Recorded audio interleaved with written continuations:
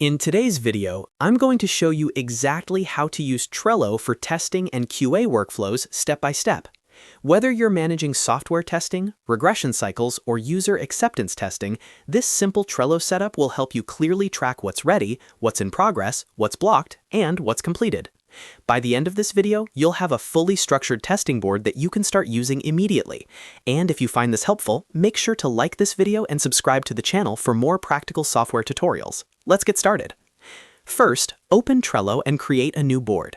You can click on Create and then Board. Name it something like Testing Board or QA Workflow. This board will represent your entire testing process. Now we're going to create the lists that represent each stage of testing. Start by creating your first list and name it Test Backlog.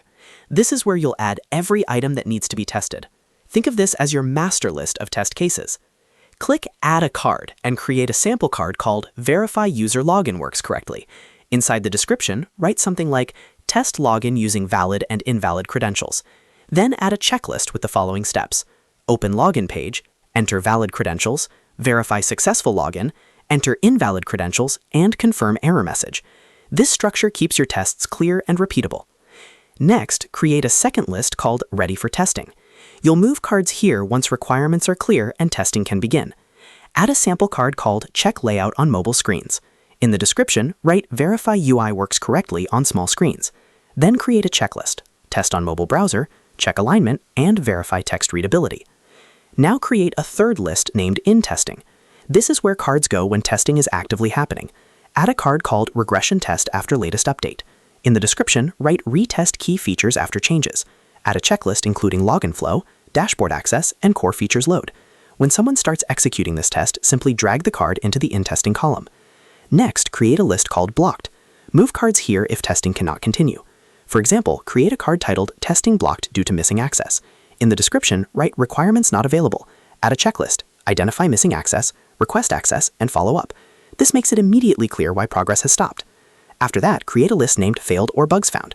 This is where cards go when testing fails or issues are discovered. Add a card called Logging Page shows error on submit. In the description, write Error appears with valid credentials. Then create a checklist. Steps to reproduce added, expected result noted, actual result recorded, and screenshot attached.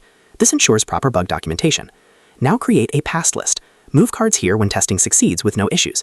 Add a sample card called Checkout Flow Test Passed. In the description, write all checkout steps completed successfully.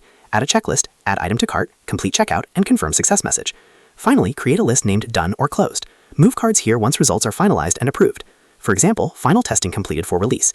In the description, write all test cases executed and approved. Checklist items can include all tests passed, bugs resolved or documented, and approval recorded. To make your board even more powerful, use labels to quickly identify test types. You can create labels like functional, UI, regression, bug, performance, or UAT. This allows you to filter and instantly see what type of testing is being performed. If a bug gets fixed and needs retesting, simply move the card from Failed or Bugs Found back to Ready for Testing. This keeps your workflow clean and consistent. You can also create one template card that includes sections for description, test steps, expected result, and actual result. Then duplicate that template every time you create a new test case. This standardizes your documentation and saves time. As testing progresses, always move cards from left to right across the board. That way, at a glance, anyone on your team can instantly see the current status of testing. And that's it. You now have a complete Trello testing workflow that's simple, visual, and highly effective. If this video helped you, make sure to like and subscribe for more software tutorials just like this. Thanks for watching, and I'll see you in the next video.